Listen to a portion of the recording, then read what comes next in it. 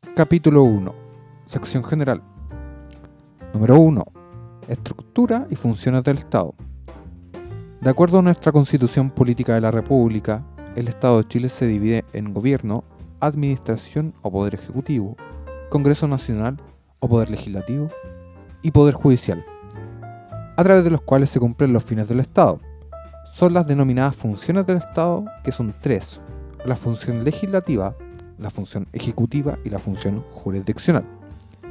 El objetivo fundamental de la distinción de funciones es evitar la arbitrariedad y el abuso en el ejercicio del poder concentrado en un solo órgano o institución e introducir un equilibrio entre las distintas instituciones que ejercen cada uno de los poderes del Estado. La separación o distribución de funciones en órganos distintos garantiza de mejor manera la libertad y el ejercicio de los derechos de las personas. Esto es considerado universalmente como base de una convivencia social libre y democrática. A continuación revisaremos brevemente la estructura de los poderes del Estado. 1.1. Gobierno, administración o poder ejecutivo. La función ejecutiva puede subdividirse en una función administrativa y una función política. El presidente de la República. El Poder Ejecutivo tiene como cabeza al presidente de la República, quien tiene a su cargo el gobierno y la administración del Estado. Para el desarrollo de sus funciones cuenta con los ministros de Estado, que son sus colaboradores directos. Para ser elegido presidente de la República se requiere, en primer lugar, tener la nacionalidad chilena de acuerdo a lo dispuesto en los números 1 o 2 del artículo 10 de la Constitución Política. Número 2, tener cumplido 35 años de edad y poseer las demás calidades necesarias para ser ciudadano con derecho a sufragio. El presidente de la República cuenta con atribuciones que podemos clasificar en atribuciones gubernamentales y administrativas, legislativas, judiciales y económicas, además de participar en el poder constituyente derivado. Las atribuciones gubernativas y administrativas. Entre otras, al presidente le corresponde: número 1. La potestad reglamentaria, que puede clasificarse en autónoma y de ejecución. La primera le permite al presidente de la República normar todas aquellas materias que no sean materias de ley.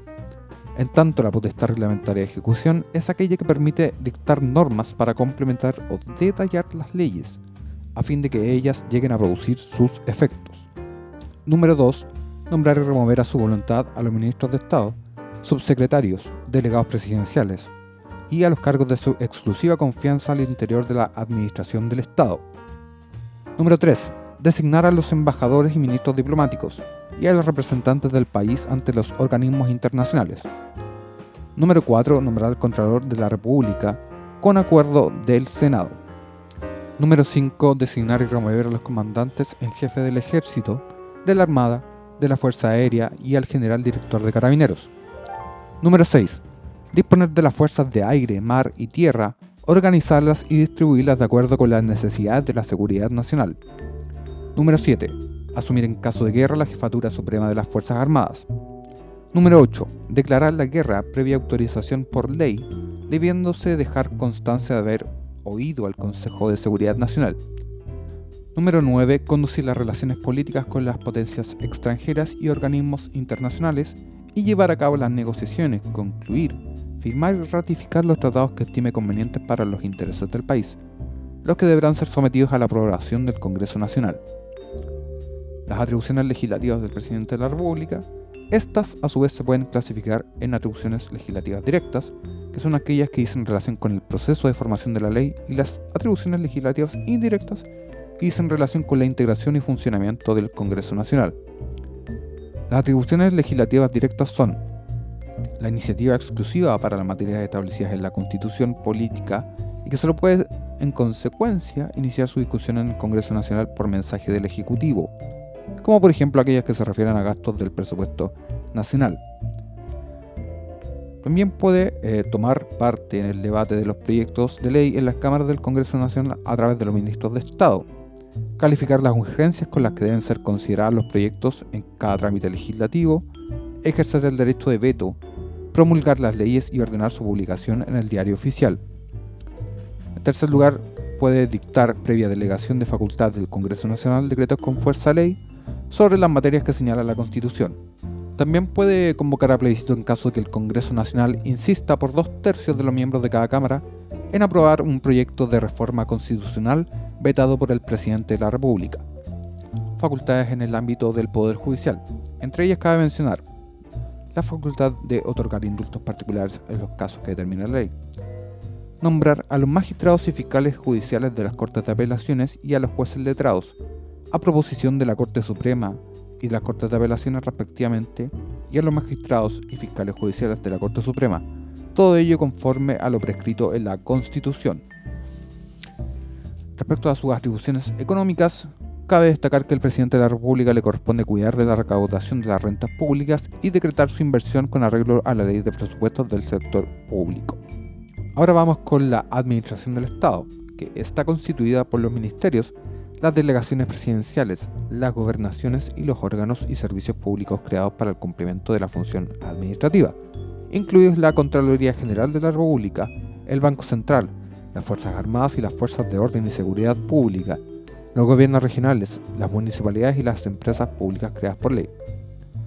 Los ministerios son los órganos superiores de colaboración del presidente de la República en las funciones de gobierno y administración de sus respectivos sectores, los cuales corresponden a los campos específicos de actividades en que deben ejercer dichas funciones.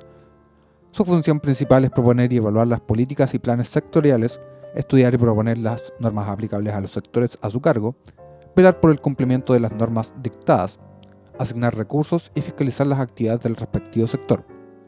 En cada ministerio puede haber una o más subsecretarías, cuyos jefes superiores son los subsecretarios, que tienen el carácter de colaboradores inmediatos de los ministros. La mayoría de los ministerios se concentran territorialmente en secretarías regionales ministeriales, encabezadas por un secretario regional ministerial, quien es el representante del ministro en la región. Los servicios públicos son órganos administrativos encargados de satisfacer necesidades colectivas de manera regular y continua a través de la ejecución de las políticas, planes y programas que diseñe cada ministerio. Los servicios públicos están a cargo de un jefe superior denominado director, a quien le corresponde dirigir, organizar y administrar el servicio, controlarlo y velar por el cumplimiento de sus objetivos.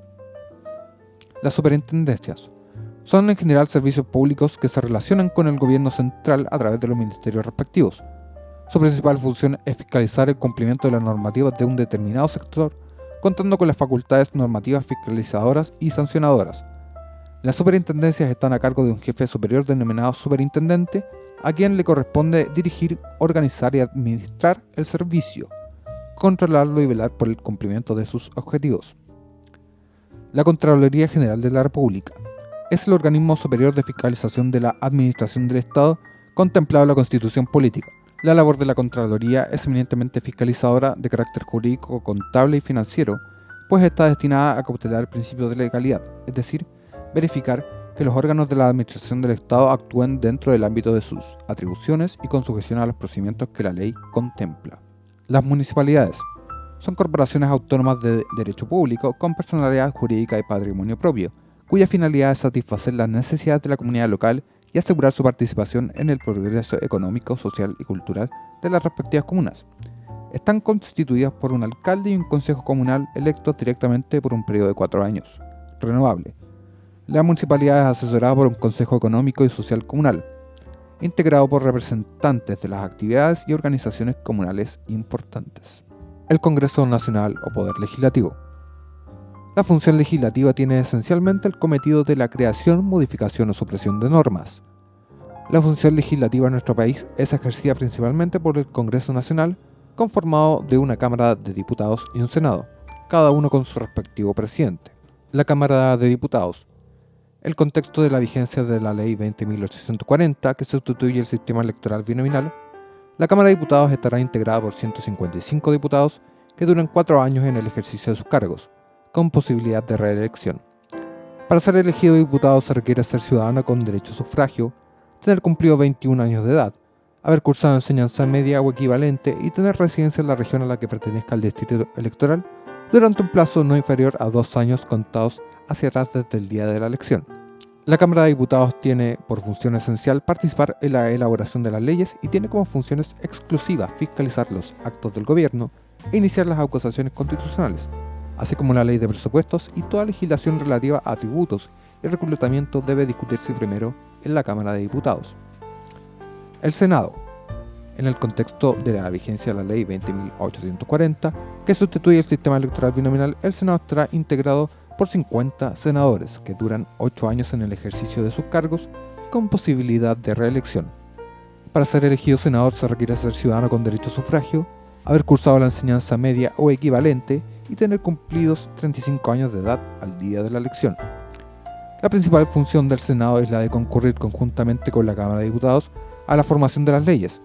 Además tiene, entre otras, las atribuciones exclusivas de conocer de las acusaciones constitucionales que entable la Cámara de Diputados, las contiendas de competencia que se susciten entre las autoridades políticas o administrativas y los tribunales superiores de justicia, declarar la inhabilidad del presidente de la República y pronunciarse sobre la dimisión que haga de su cargo. El Senado no puede realizar actos de fiscalización que son competencia exclusiva de la Cámara de Diputados. El Congreso Pleno. Adicionalmente, existen las denominadas atribuciones exclusivas del Congreso Pleno, aquellas que deben ser conocidas en un solo cuerpo por las dos ramas del Congreso Nacional.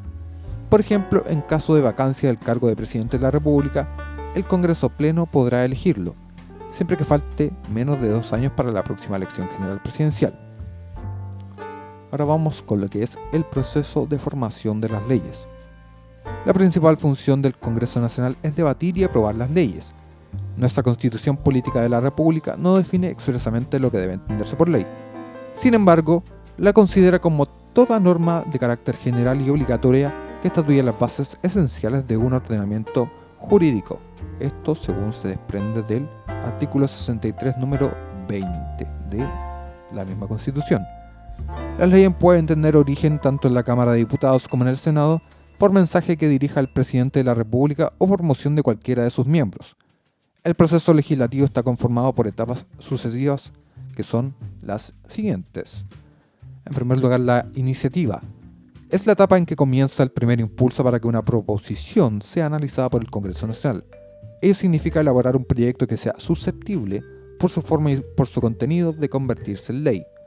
En nuestro país tienen iniciativa de ley el presidente de la República y los parlamentarios. En el primer caso se habla de mensaje, en el segundo de moción. En segundo lugar tenemos la discusión. En ella se verifica el estudio, análisis y deliberación del Senado y en la Cámara de Diputados sobre un proyecto de ley, la cual pasa por distintas etapas. Una vez aprobado un proyecto en su Cámara de origen, pasa a la Cámara Revisora, la cual procede de la misma manera como lo hizo la primera. Una vez aprobado por ambas, el proyecto es enviado al presidente de la República. En tercer lugar tenemos la sanción. Al presidente de la República le es enviado el proyecto de ley aprobado por ambas cámaras a efectos de que lo apruebe o rechace. Si no dice nada en un plazo de 30 días desde que recibe el proyecto de ley, se entiende que lo aprueba. En cuarto lugar tenemos la promulgación. Aprobado el proyecto de ley por el presidente de la República, este dicta un decreto promulgatorio dentro de un plazo de 10 días. En último lugar tenemos la publicación. En el plazo de 5 días desde que ya queda tramitado el decreto promulgatorio, el texto de la ley debe publicarse en el Diario Oficial, y desde ese momento es obligatoria y se presume conocida por todos. En todo este proceso hay que considerar que la tramitación de la ley no está sujeta a un tiempo determinado. Sin embargo, un proyecto puede ser calificado con urgencia por el presidente de la República y en tal caso su discusión y votación en la Cámara requerida deberán quedar terminadas en el plazo de 30 días.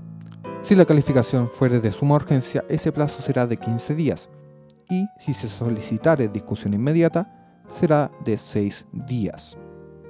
Estos plazos corren desde la sesión de la Cámara correspondiente en que se dé cuenta del mensaje u oficio que requiere la urgencia a una de las cámaras.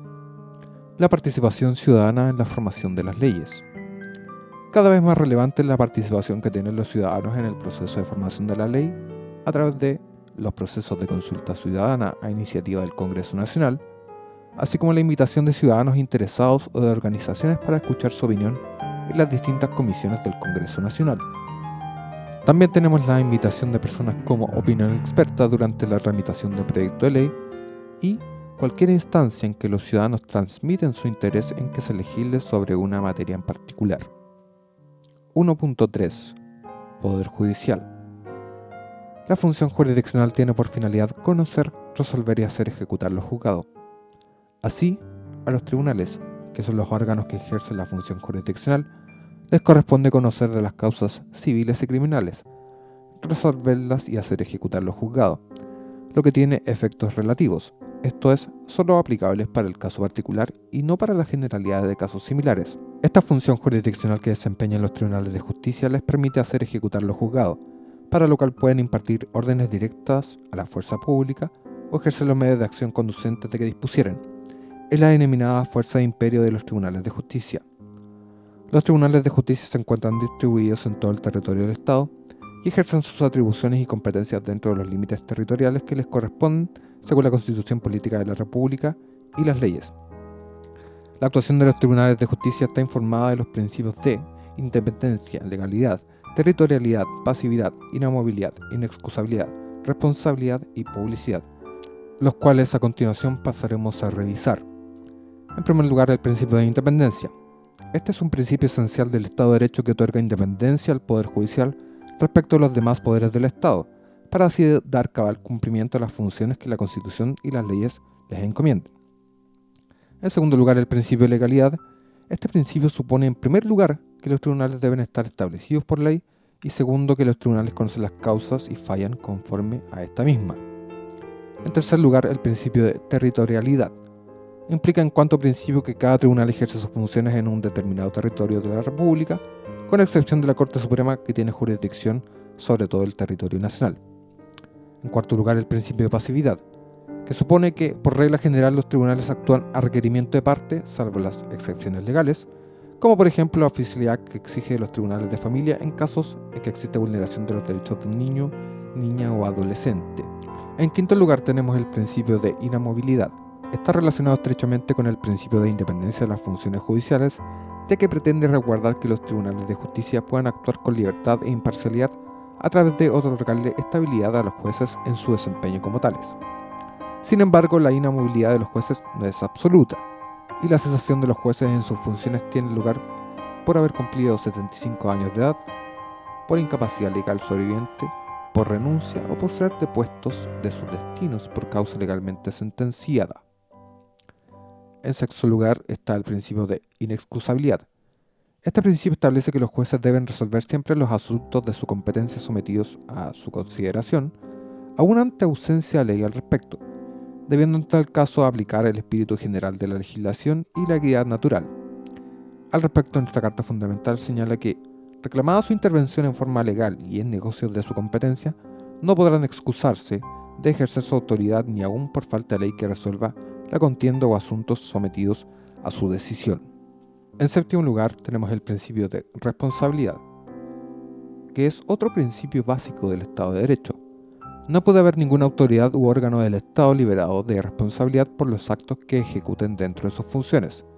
En este sentido, la Constitución establece la responsabilidad ministerial de los jueces, haciéndolos responsables de los delitos de cohecho, falta de observancia de las leyes que reglan el proceso, prevaricación y torcida administración de justicia.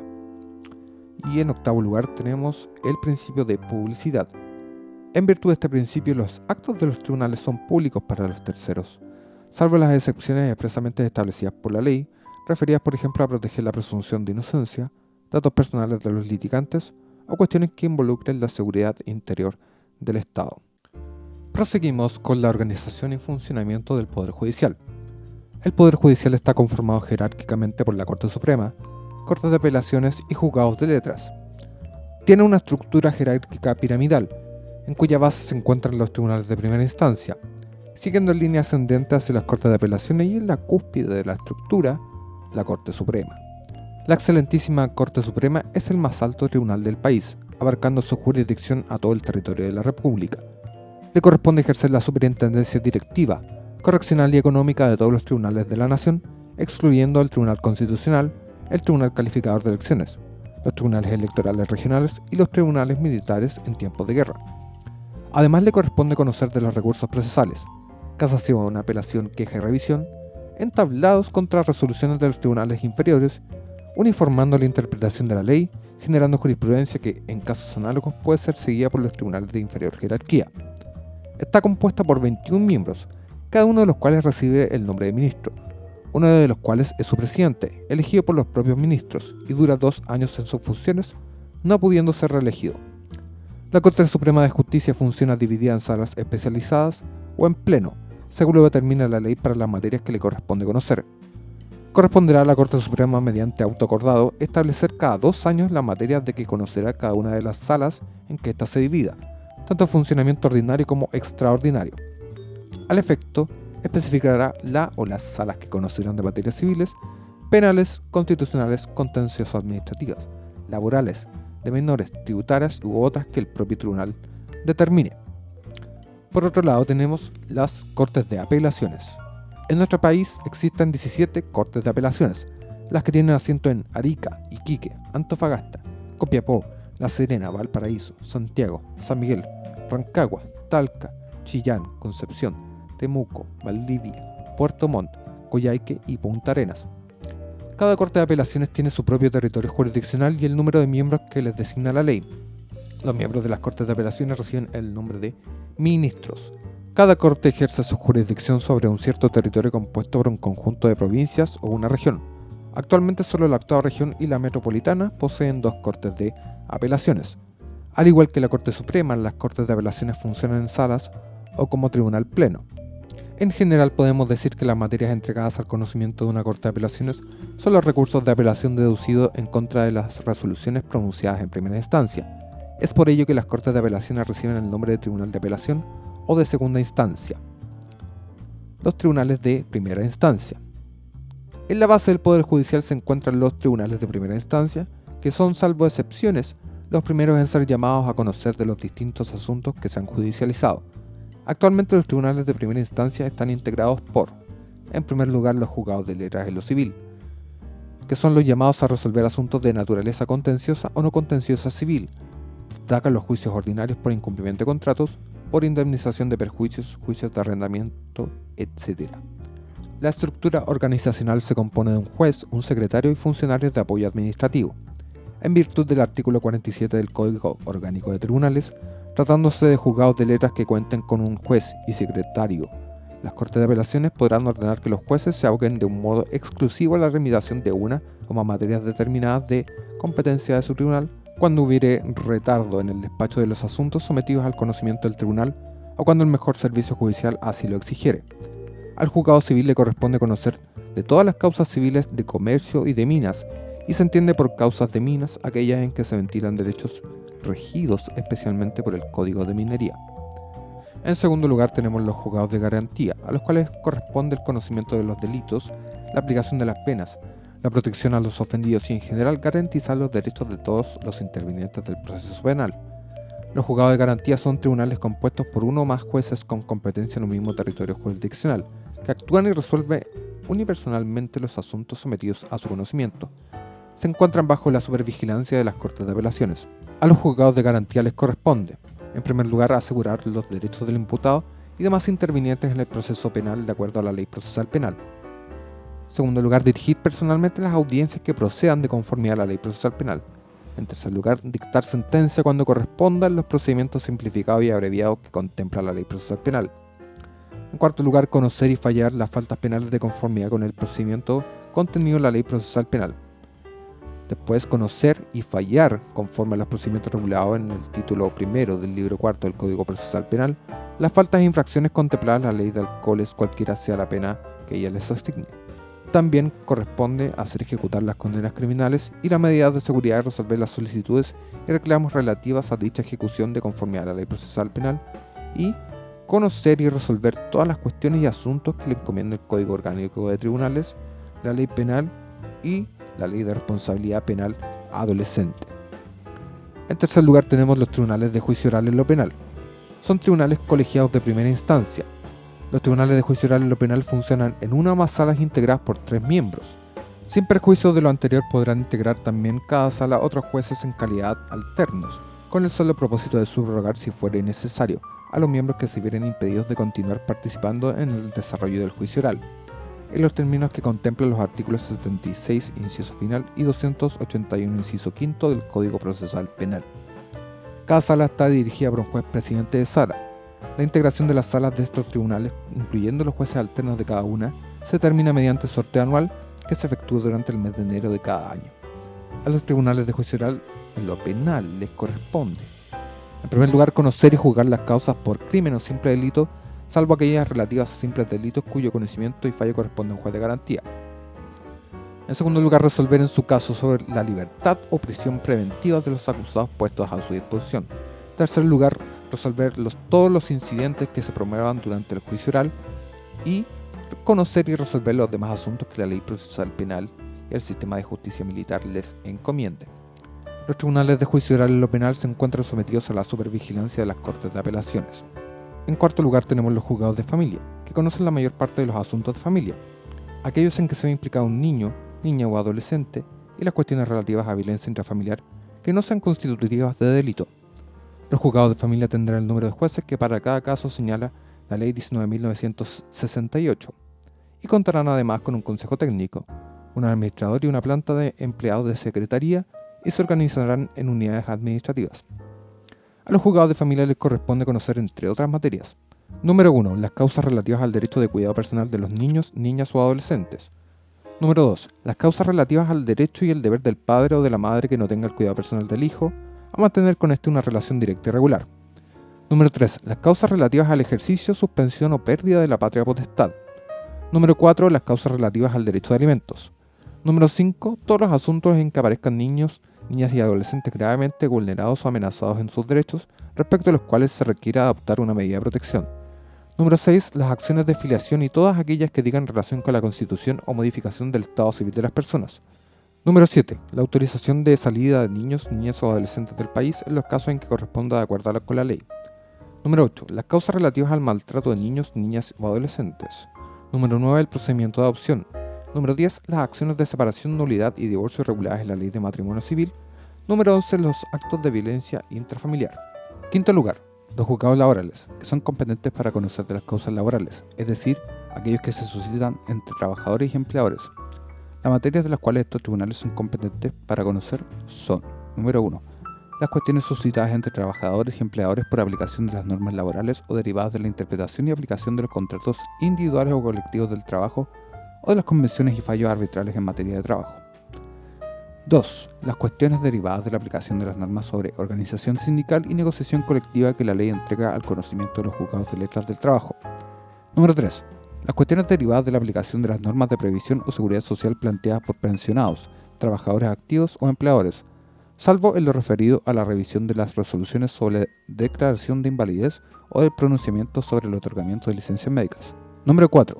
Los juicios en que se demanda el cumplimiento de obligaciones que emanan de títulos a los cuales las leyes laborales y previsión o de seguridad social otorguen mérito ejecutivo, salvo que exista dentro de la jurisdicción juzgados de cobranza laboral y previsional, en cuyo caso a estos les corresponde su conocimiento.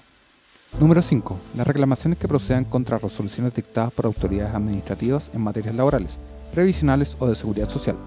Número 6. Los juicios en que se pretenda hacer efectiva la responsabilidad del empleador derivada de accidentes del trabajo o de enfermedades profesionales. Número 7. Todas aquellas materias que las leyes entreguen a juzgados de letras con competencia en lo laboral. En las comunas que no sean territorio jurisdiccional de los juzgados de letras del trabajo, conocerán de las materias antes señaladas los juzgados de letras. El Código del Trabajo, además del procedimiento ordinario, establece otros procedimientos especiales como el minatorio, tutela laboral, ejecutivo y reclamo de multas administrativas. En sexto lugar tenemos los juzgados de cobranza laboral y previsional, a los cuales compete conocer del cumplimiento de las obligaciones laborales y previsionales. La ley número 22.022, publicada el 30 de mayo del año 2000, modifica el modelo organizativo de la justicia del trabajo, separando las funciones jurisdiccionales según se trate de controversias propiamente laborales, juicios declarativos, o de aquellas destinadas a conocer la ejecución de títulos ejecutivos laborales y previsionales. De esta manera se crean 4 juzgados de cobranza laboral y previsional con asiento en las siguientes comunas: Valparaíso, Concepción, San Miguel y Santiago. A estos tribunales les corresponde conocer las siguientes materias. Número 1. Los juicios en que se demanda el cumplimiento de obligaciones que emanan de títulos a los cuales las leyes laborales y de previsión o seguridad social otorguen mérito ejecutivo. Y, número 2, la ejecución de todos los títulos ejecutivos regidos por la Ley 17.322, modificada por la Ley 20.023, relativa a la cobranza judicial de imposiciones, aportes y multas en los institutos de previsión. cotizaciones previsionales, de salud, seguro de cesantía, mutuales de seguridad y cajas de compensación. Esta competencia se ejerce por los juzgados de letra del trabajo en aquellas comunas en que no existen juzgados de cobranza laboral y previsional. En séptimo lugar tenemos los juzgados de letras de competencia común. Son tribunales de primera instancia encargados de impartir justicia en dos o más competencias. Puede ser civil, garantía, familia, cobranza y laboral. Los juzgados de letras son tribunales unipersonales de primera instancia. Están compuestos por un juez letrado, un secretario abogado y un número variable de funcionarios administrativos o personal de secretaría. Se encuentran bajo la supervigilancia de las Cortes de Apelaciones. Habitualmente tienen jurisdicción común, esto es, conocen todo tipo de causas. Sin embargo, también existen juzgados especializados en materias penales, civiles, de familia y de trabajo. La legislación vigente establece que debe existir al menos un juzgado de letras por cada comuna. Sin embargo, en la práctica, muchas comunas del país cuentan con más de un tribunal en su jurisdicción, mientras existen otras donde dicha disposición es aún una mera expectativa. De acuerdo a la jurisdicción asignada, los juzgados se dividen en asiento de Corte de Apelaciones, capital de provincia y de comuna o agrupación de comunas sin constituir esto una dependencia jerárquica. Producto de las reformas procesales de los últimos años, muchos juzgados de letras poseen competencia en materias de garantía, familia, laboral y cobranza, además de las materias civiles. En octavo lugar tenemos los juzgados de letras de dos jueces. Estos tribunales son juzgados de competencia común formados por dos jueces, pero que actúan jurisdiccionalmente de forma unipersonal. Si bien hay dos jueces, cada causa lo conoce y resuelve un solo juez. Tal como los juzgados de letras tradicionales pueden tener competencia en materias de garantía, familia, laboral y cobranza, además de las materias civiles. Están compuestos por dos jueces, un administrador, un jefe de unidad y un número variable de funcionarios administrativos o personal de secretaría. Son tribunales de primera instancia que se encuentran bajo la supervigilancia de las Cortes de Apelaciones.